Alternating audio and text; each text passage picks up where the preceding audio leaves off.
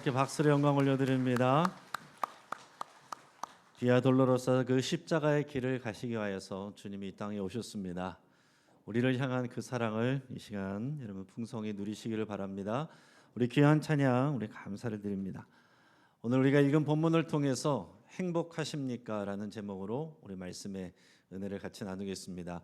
우리 사순절 5번째 주일이 되었습니다. 오늘 우리에게 하나님 당신의 전부를 내어주신 그 사랑을 여러분 충분히 만끽하시기를 바라고, 또 오늘 모두 환영한 데이를 맞이해서 오늘 교회에 처음 오신 분들, 또 오랜만에 오신 분들, 다시 오신 분들, 등록하지 않고 다니시는 분들까지 모두 주의 이름으로 환영하고 축복합니다. 하나님께서 우리를 다 사랑하시고 성령께서 우리를 또 하나의 공동체로 부르시고 묶어주시는 줄을 믿습니다. 오늘 예배를 통해서 우리에게 주시는 하나님의 진짜 행복을, 온전한 행복을 여러분 다 누릴 수 있으면 너무나도 좋겠습니다. 사람들은 다들 행복을 추구하죠.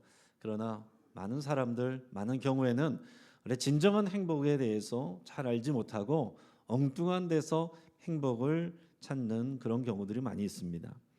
여러분 이솝우화 중에 이런 이야기가 있어요. 사자와 당나귀와 여우가 어울리지 않는 이 세 명이 어느 기회에 친구가 됐습니다. 잘 어울릴 것 같지 않은 이 세 명의 조합인데 사이좋게 잘 지냈습니다. 이들은 이제 마음을 모아서 같이 사냥을 하기로 했어요. 그래서 여우가 꾀를 내서 사냥감을 이제 꾀오면은 당나귀가 사냥감을 몰아가고 마지막에 사자가 덮쳐서 사냥을 하는 방법이었습니다. 그래서 이것이 꽤 결과가 좋았습니다. 많은 먹잇감을 얻었어요. 그래서 사냥을 다 마치고 나서 사자가 당나귀에게 이렇게 말했습니다. 야 당나귀야, 수고 많았는데 이제 이 잡은 짐승들을 네가 좀 잘 나눠봐라.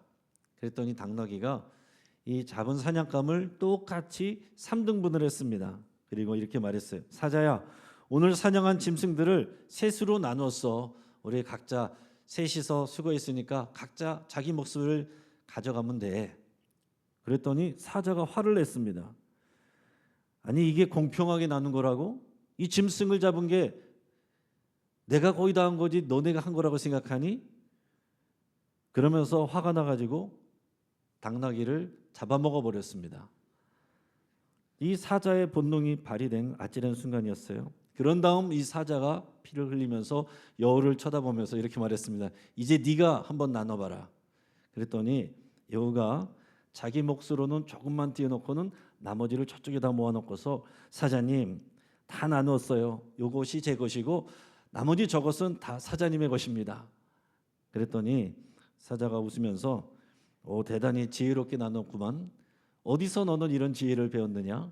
그렇게 물었습니다. 그랬더니 여우가 사자의 눈치를 보면서 말하는데 당나귀가 당한 불행을 보면서 제가 지혜를 얻었습니다. 그렇게 얘기를 했다는 거예요. 자, 여러분 생각을 해보면 사자와 당나귀와 여우가 친구가 되었을 때 이 당나귀와 여우는 얼마나 우쭐했겠습니까? 우리는 사자와 친구야. 그러면서 다닐 때 정말 뭐가 된 것처럼 생각을 했을 겁니다. 행복했을 거예요. 다른 동물들 역시 당나귀와 여우를 부러워했을 것입니다. 그러나 우쭐대는 당나귀가 어느 순간 그 행복이 불행으로 바뀌어버리고 맙니다. 사자는 착각에 빠진 당나귀를 잡아먹어버렸습니다. 그러나 여우는 그 불행을 보면서 또 어떻게 처신해야 될지를 깨달았습니다. 현실에서 보면 이런 여우 같은 사람들, 또 눈치를 잘 보고 거기에 맞춰서 행동하는 사람들이 사회생활을 잘하죠. 하지만 제가 이 이솝우화를 대할 때에 기분이 별로 좋지가 않았어요. 왜냐하면 이미 세상은 이 내용에서 보면 힘의 서열이 있다는 거잖아요. 결코 동등할 수 없다는 거잖아요. 선을 넘어오지 말라는 거잖아요. 자신의 신분과 처지에 만족하고 적당히 눈치를 챙기라는 의미로 다가와서 기분이 좋지를 않았습니다. 근데 이런 내용을 통해서 한 정신과 전문의가 뭐라고 말했냐면 행복은 상대적인 것입니다. 이렇게 얘기를 했어요. 행복은 상대적인 것입니다. 사람을 행복하게 만드는 절대적이고 객관적인 요소는 없고 다른 사람들과 비교하면서 내가 다른 사람들보다 상대적으로 좀 잘 지내면 행복하게 느끼고, 또 어떨 때는 다른 사람들이 불행해지는 것을 보면 내가 또 안도감을 느끼면서 행복을 느낀다는 거예요. 근데 실제로 이런 일들이 많이 있고 우리들도 경험을 하게 됩니다. 자, 예를 들어서 어떤 남편이 회사에서 열심히 일을 해가지고 그날 2배가 되는 보너스를 받아가지고 기분 좋게 딱 왔습니다. 기분이 좋아서 콧노래를 부르면서 집에 딱 들어왔는데 그걸 모르는 아내가 들어오자마자 무슨 얘기를 했냐면, 여보, 우리 옆집 아저씨는 회사에서 보너스를 1000% 받았대. 정말 대단한 사람인가 봐. 그 여자는 정말 좋겠어. 그러는 거예요. 그 순간 이 남편은 불행해졌습니다. 또 고등학생 2명이 있어요. 서로 친한 친구인데 둘이 원하는 좋은 대학교가 있어서 같이 열심히 공부를 했습니다. 그래서 시험을 봤는데 한 친구는 시험을 잘 못 봤어요. 그래서 목표를 또 조정해서 좀 더 낮은 곳으로 지원을 해서 갔습니다. 근데 한 친구는 공부를 잘해서 시험을 잘 봤대요. 그래서 기대하고 있어요. 그래서 이제 다른 대학으로 간 친구는 불행하게 느껴졌습니다. 그리고 이 시험을 잘 본 친구가 너무 부러웠습니다. 그리고 또 열등감이 느껴졌어요. 그리고 이제 합격 발표 날 전화를 해봤습니다. 어떻게 됐어? 그랬더니 이 시험을 잘 봤다는 친구가 이렇게 말하는 거예요. 야, 나 떨어졌어. 이번에 시험 지원자가 너무 많아져가지고 합격 그 라인이 대폭 높아졌대. 나 이제 어떡하냐? 나 이제 새로운 기회도 이제 지원할 기회도 없는데. 그 말을 듣고서 다른 학교에 진학한 친구가 위로해 줬습니다. 아니야, 다 잘 될 거야. 힘내. 넌 잘할 수 있어. 그러고서 이 친구가 이제 집으로 돌아가는데 자기도 모르게 입에 미소가 번지더라는 거예요. 내가 이겼다. 내가 더 잘 됐다. 이러면서 행복해지더라는 것입니다. 근데 여러분, 실제로 이런 인간의 심리가 과학적으로도 증명이 됐습니다. 남의 불행을 보면서 행복을 느끼는 이런 인간의 심리가 일본 교토대 연구팀에서 실험을 했는데 평균 연령 22세의 19명을 남녀 대상으로 해서 실험을 했습니다. 이들에게 시나리오를 줬어요. 그리고 자기가 주인공이라고 생각하고 그것을 읽게 했습니다. 시나리오 속의 주인공은 평범한 사람이고 주변에 3명의 동창들이 나와요. 자, 대학을 똑같이 나왔고 이제 졸업을 해서 동창회에서 만났다는 그런 가정이에요. 그리고 나서 이 글을 읽을 때 실험 참가자가 이야기를 따라가는 동안 그 뇌에서 어떤 일이 일어나는지를 또 기능성 자기 공명 영상 장치로 이렇게 연결을 해가지고서 이 뇌의 활동을 조사를 하는 겁니다.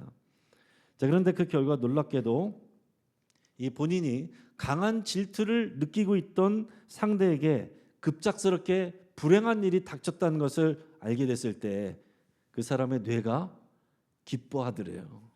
기뻐하는 움직임을 움직이더라는 것입니다.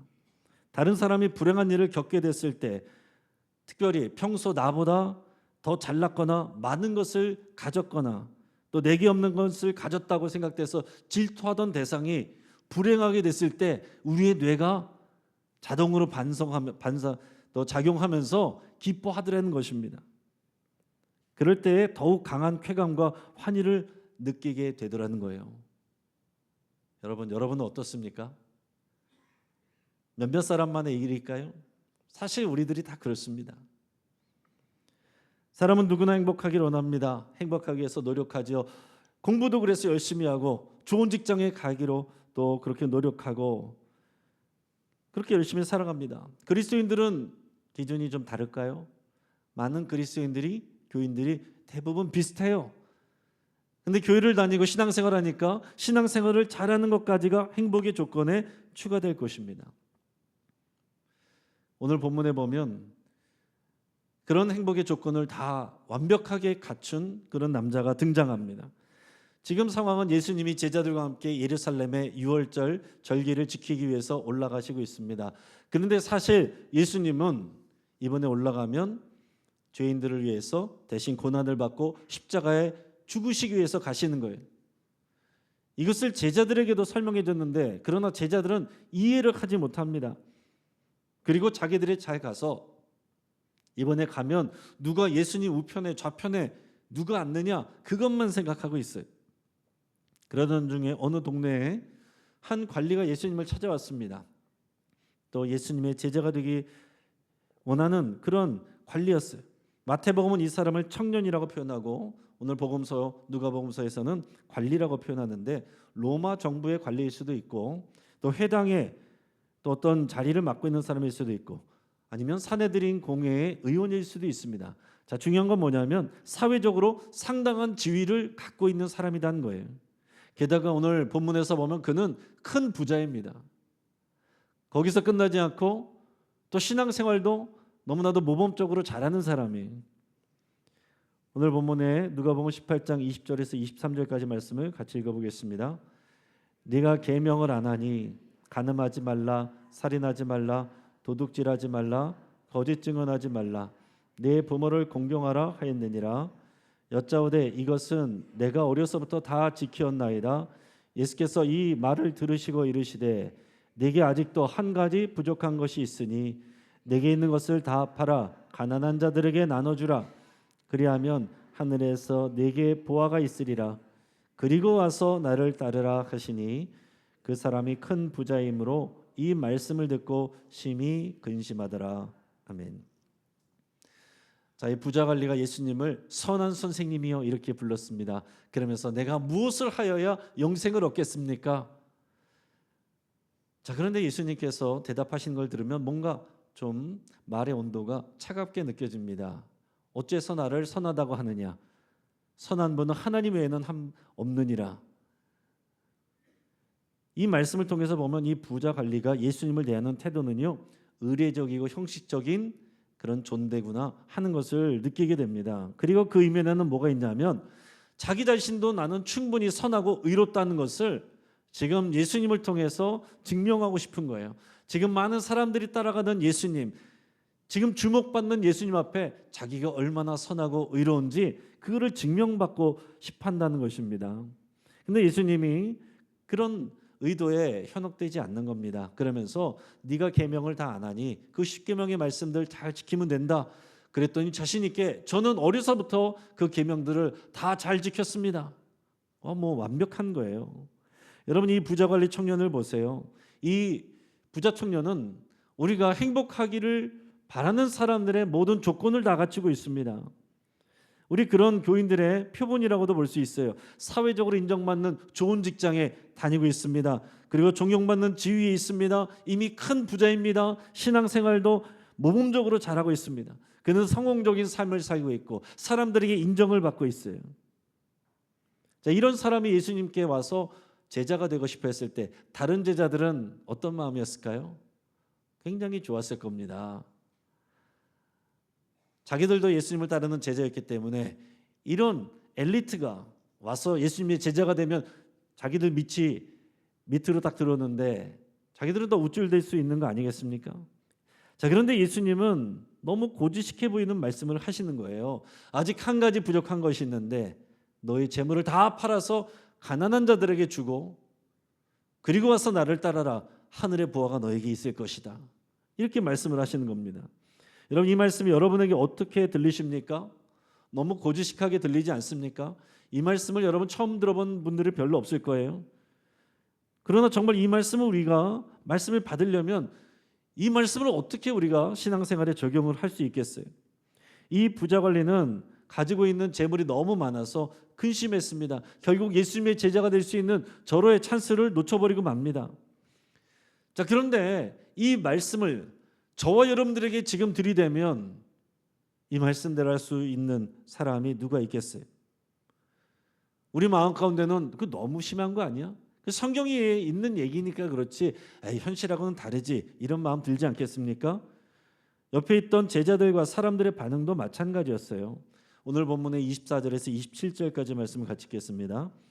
예수께서 그를 보시고 이르시되 재물이 있는 자는 하나님의 나라에 들어가기가 얼마나 어려운지 낙타가 바늘기로 들어가는 것이 부자가 하나님의 나라에 들어가는 것보다 쉬우니라 하시니 듣는 자들이 이르되 그런즉 누가 구원을 얻을 수 있나이까? 이르시되 무릇 사람이 할 수 없는 것을 하나님은 하실 수 있느니라. 아멘. 자, 예수님의 말씀이 더 충격적입니다. 앞에서 자기 재물을 다 팔아서 가난한 사람들에게 나눠주라 그 말도 충격적이었는데 그 다음에 주변에 있는 사람들에게 예수님이 말씀하시는 것이 부자가 천국에 들어가기가 얼마나 어려운가. 부자가 천국에 들어가는 것은 그것보다는 낙타가 바늘길을 통과하는 것이 차라리 더 쉽다. 이런 말씀까지 하시는 거예요. 얼마나 충격적입니까? 이 말씀에 따르면 우리 중에 하나님 나라에 들어갈 수 있는 사람, 구원받을 수 있는 사람 누가 있을까요? 도대체 우리가 어느 정도를 헌금하고 얼만큼이나 열심히 가난한 자들을 위해서 구제하고 봉사하면 천국에 갈 수 있는 것일까요? 그러면은 부자들은 천국에 갈 수 없는 것일까요? 교회에는 부자들이 오면 안 되는 것일까요? 목회자들과 교인들은 자신의 재산을 가지면 안 되는 것일까요? 여러분, 오늘 이 말씀을 정말로 진지하게 받아들이면 우리 마음이 힘들어지고 질문이 꼬리에 꼬리를 무는 겁니다. 제가 예전에 한 교회에서 어떤 여자 집사님이 있었는데 교회 나오면서 이제 은혜를 받고 신앙생활을 열심히 했습니다. 근데 그 남편은 큰 대학병원 의사예요. 얼마나 똑똑하겠습니까? 근데 아내를 따라서 주일 예배는 오는데 등록도 하지 않았고 항상 차가운 표정으로 마지못해서 가정의 평화를 위해 교회를 따라 나오는 분입니다. 그러니까 당연히 교육자들하고도 인사하는 것도 싫어해요. 아내가 열심히 신앙생활을 하니까 어느 날 그 아내를 비아냥거리면서 집에서 그런 얘기를 했다는 것입니다. 성경에 보면 예수님은 모든 재물을 다 팔아 가난한 자들에게 다 나눠주라고 그랬는데 왜 교인들은 그렇게 하지 않지? 왜 목사님들은 그렇게 하지 않아? 그 신앙은 다 가짜야. 이렇게 얘기를 했다는 것입니다. 이 말을 듣고 저도 고민했습니다. 뭐라고 얘기를 해줘야 될까? 여러분이라면 뭐라고 대답을 하시겠어요? 나중에 성도님들에게 제가 이제 설명을 한 적이 있습니다. 그리고 여러분들 앞에서도 한번 설명한 적이 있어요. 물론 이분이 나중에 이제 은혜 받고 많이 바뀌었어요. 근데 그 질문이 저에게도 굉장히 인상적으로 남았고 이제 이 말씀을 다시 보고 또 묵상을 할 때 이렇게 대답을 할 수 있게 되겠습니다.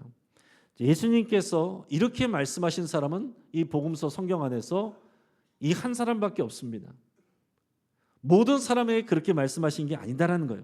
예수님을 따르는 12 제자들 외에 다른 여러 제자들 중에서 부자들도 꽤 많이 있었습니다. 예수님은 부자들을 싫어하시거나 혐오하시는 게 아닙니다. 또 모든 사람이 자기 재물을 다 나눠주고 빈손이 되어야만 천국에 갈 수 있다, 그 말씀을 하시는 게 아닙니다.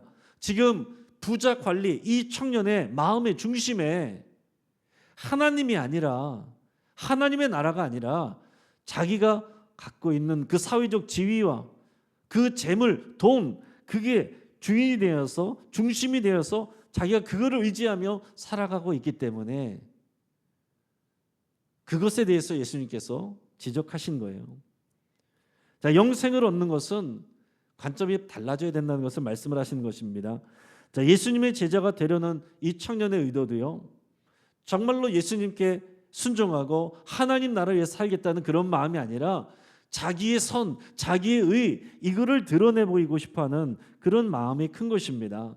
적당히 내 것을 다 누리면서 적당히 신앙생활도 잘하고 인정받고 칭찬받는 그런 삶을 살고 싶어하는 거예요. 그게 그 사람이 생각하는 행복이거든요.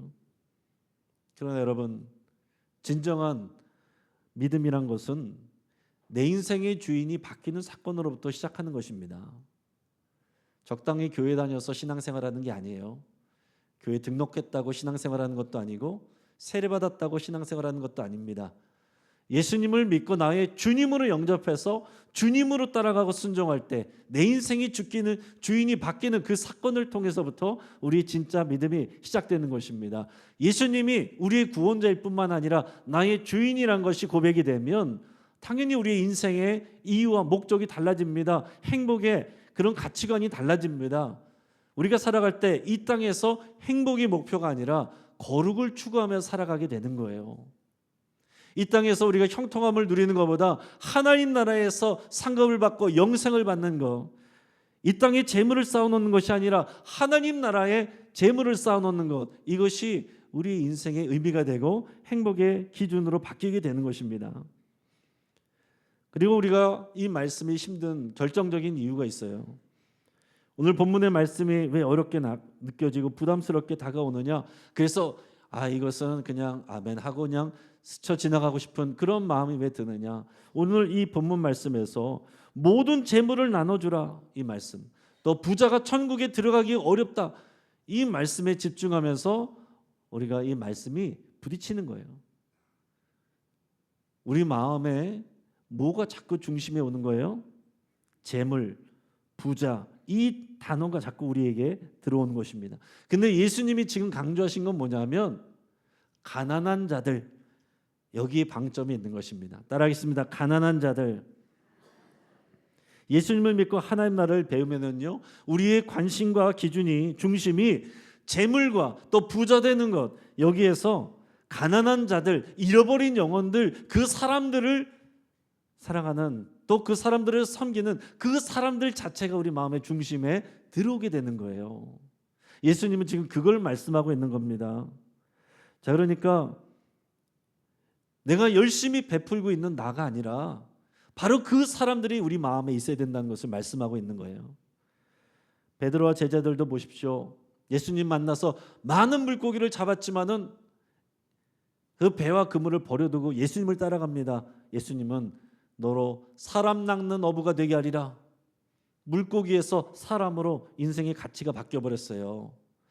오늘 본문의 뒤에 나오는 삭개오도 마찬가지입니다. 예수님 만나고 그의 삶의 의미가 또 인생의 목적이 바뀌어버립니다. 그래서 예수님 만나고 나서 시키지도 않았는데 내 재산의 절반을 가난한 자들에게 다 주겠습니다. 그리고 누군가에게 내가 사기친 게 있으면 4배나 갚겠습니다. 그렇게 안 해도 되는데 그렇게 말했습니다. 근데 여러분, 오늘 부자 청년을 만난 예수님이라면 삭개오에게도 뭐라고 말해야 돼요? 아니 절반 나눠준 것 같고 부족해. 전부를 다 나눠줘야 돼. 그리고 나를 따라라. 그렇게 말해야 되는 거 아닙니까? 그러나 삭개오에게는 그렇게 말씀하지 않았습니다. 왜 그랬을까요? 삭개오는 이미 마음의 기준이 바뀐 거예요. 그 재물, 사회적 지위, 그게 아니라 이제는 예수님을 따라가고 하나님 나라를 꿈꾸는 그 소망이 그 마음의 중심이 되었기 때문에 예수님께서 굳이 그렇게 다르게 말씀하지 않으셨다라는 것입니다. 그렇지 않으면 우리는 이 부자 관리처럼 이런 사람들을 부러움의 대상으로 바라만 보게 되고, 그에게 하신 예수님 말씀도 실현 불가능한 얘기야, 나에게 주시는 말씀이 아니야, 제껴버리게 됩니다. 사랑하는 여러분, 우리를 행복하게 하는 것은 재물이 아니라 사람입니다. 아멘이 잘 안 나오시죠? 다시 한번 합니다. 여러분, 믿음으로 아멘 하시기 바랍니다. 우리를 행복하게 하는 것은 돈이 아니라 사람입니다. 이게 예수님의 가르침이고요. 세상에서도 그렇게 얘기합니다.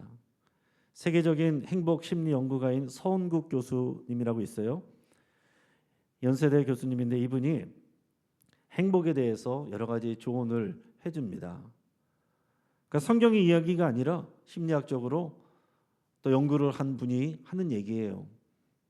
자, 첫 번째로 행복을 위해서는 단순히 걱정 없고 스트레스 없는 그런 상태가 행복이 아니라 즐거움이 있어야 된다. 즐거움이 중요하다. 이런 얘기를 했어요. 자, 우리가 스트레스가 사라지고 문제가 해결되면 자연스럽게 행복할 것 같지만 그게 아니라는 거예요. 즐거움이 없이, 삶의 보람이 없이 그냥 문제만 없으면 무기력해집니다. 결코 행복을 느낄 수가 없어요. 즐거움, 보람 이런 일들이 있어야 된다는 거예요. 근데 두 번째로 뭐라고 말했냐면 그 즐거움은 남과 비교할 필요가 없이 주관적이어야 된다. 이렇게 말했습니다. 자, 쉽게 말하면 남들과 비교하지 말아야 된다 하는 거예요. 그래서 유럽 사람들 이야기를 들었는데 유럽 사람들과 우리 아시아 사람들이 크게 다른 것이 뭐냐면 유럽 사람들은 주로 문화가 개인주의적이죠. 우리들은 이 집단주의, 공동체주의적인데 그들의 개인주의가 나쁜 것도 있지만은 좋은 점에 긍정적인 개인주의가 있어요. 우리가 배워야 될 긍정적인 개인주의가 있는데 그건 뭐냐면 다른 사람들에 대해서 크게 신경 쓰지 않는 것입니다. 이게 안 좋은 거기도 하지만 좋은 점이 되는 것은 다른 사람들이 뭐 잘 됐다고 해서 우리가 배 아파하지 않고 다른 사람들이 불행해한다고 해서 내가 그걸로 인해서 고소하거나 기뻐하지 않고, 저 사람의 삶은 저 사람의 삶이고 나의 삶은 나의 삶이고, 저 사람이 저렇게 한다고 해서 내가 꼭 그렇게 될 필요가 없고, 내가 그렇게 하지 못해서 불행할 필요가 없다. 이게 건강한 개인주의예요. 근데 우리 아시아에서, 우리 한국 사회에서는 우리가 함께하는 이런 것들이 강조되다 보니 다 똑같아야 돼요. 남들이 하는 건 나도 해야 돼. 그걸 못하면은 나는 부족하고 나는 불행하다, 이렇게 생각하기가 쉽다는 것입니다. 건강한 개인주의는 우리가 배워야 돼요. 자, 이것을 위해서는 또 여러분께서 말씀을 잘 생각하시고 하나님께서 우리 각 사람을 향한 하나님의 계획과 인도하심이 있다는 것을 고백할 수 있기 바랍니다. 또 세 번째로, 행복하려면 즐거움의 강도보다는 빈도가 중요하다 그랬습니다. 여러분, 내가 이것만 해결되면 진짜 행복할 것 같은데, 그러나 그 문제가 해결되잖아요, 또 다른 문제들이 생깁니다. 그러니까 우리 삶에 작은 즐거움들이 빈도가 많아져야 된다, 그런 얘기입니다. 그것을 위해서 제가 제안을 드리면, 부지런히 여러분 감사하시면 됩니다. 우리 사소한 일들 가운데 부지런히 감사를 표현하시면 되는 거예요. 하나님께 감사드리고, 열심히 일하는 사람을 당연하게 여기지 않고 감사하다고, 수고한다고, 칭찬하고, 격려하고, 감사하다고 표현하면 그 즐거움의 빈도가 커지는 것입니다. 내가 누리는 작은 것들을 당연하게 여기지 않고 즐겁게 여기고 감사하게 여기면 우리의 즐거움의 빈도가 많아지고 우리는 당연히 행복하게 됩니다. 자, 마지막으로 중요한 부분이 있어요. 내향적인 사람이나 외향적인 사람 모두 사람 때문에 행복해진다 그랬습니다. 자, 사람들이 생각할 때 외향적인 사람들은 사람들 만나면서 행복해하지만 내향적인 사람들은 혼자 있을 때 행복하다, 우리 일반적으로 그렇게 생각하잖아요. 그러나 아니라는 거예요. 최근 이 연구 결과에 따르면은 내향적인 사람도 마찬가지로 사람을 통해서 행복을 느끼게 되고, 오히려 내향적인 사람이 사람을 통해서 더 깊이 행복을 느낀다, 이런 연구 결과가 나와 있습니다. 오늘 본문의 말씀과도 통하는 것이 바로 이 부분이에요. 사람 때문에 우리가 행복을 느끼게 되는 것입니다. 예수님께서 부자 청년에게 말씀하신 것도 그거예요. 재물을 얼마나 많이 나눠주느냐, 구제를 얼마나 많이 하느냐, 그거, 이 재물을 많이 나눠주고 구제하고 있는 나, 이게 아니라 가난한 그 사람들, 잃어버린 그 영혼들, 그 사람들이 마음에 들어와야 된다는 것을 말씀하고 있는 것입니다. 사회적인 성공을 소유한 나보다 내가 사랑하고 섬겨야 될 그 사람들이 우리 마음에 들어올 때 하나님이 주시는 진정한 행복을 알게 되고 배우게 되는 것입니다. 예수님이 이 땅에 오셔서 출세하기 위해서 오시지 않았습니다. 왕이 되기 위해서, 왕노릇하기 위해서 오신 것이 아닙니다. 사람들을 위해서 오셨고 죄인들을 위해서 오셨어요. 저와 여러분들을 위해서 오셨습니다.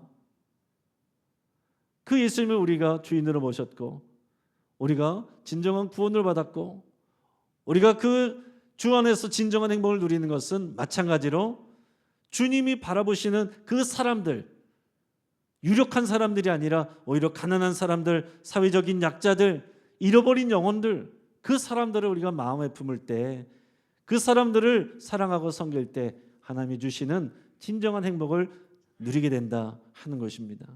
우리가 신앙생활하는 것 마찬가지예요. 이 땅에서 여러분, 우리 또한 신앙생활에서도 사람 빼면 남는 것이 없습니다. 우리 하나님께서는 결국 사람을 통해서 일하시고 역사하시거든요. 하나님은 사람을 통해서 우리를 치유하시고 회복시키시는 거예요. 여러분, 우리 가운데 사람 때문에 치이고 상처 입은 분들이 있을 수 있습니다.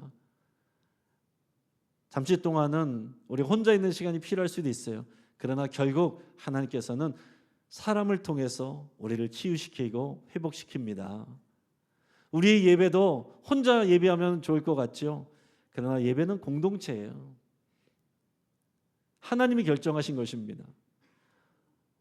봉사도 열심히 할 때 봉사의 대상인 사람들이 마음에 있어야 진짜 보람과 즐거움과 행복을 누리는 것입니다.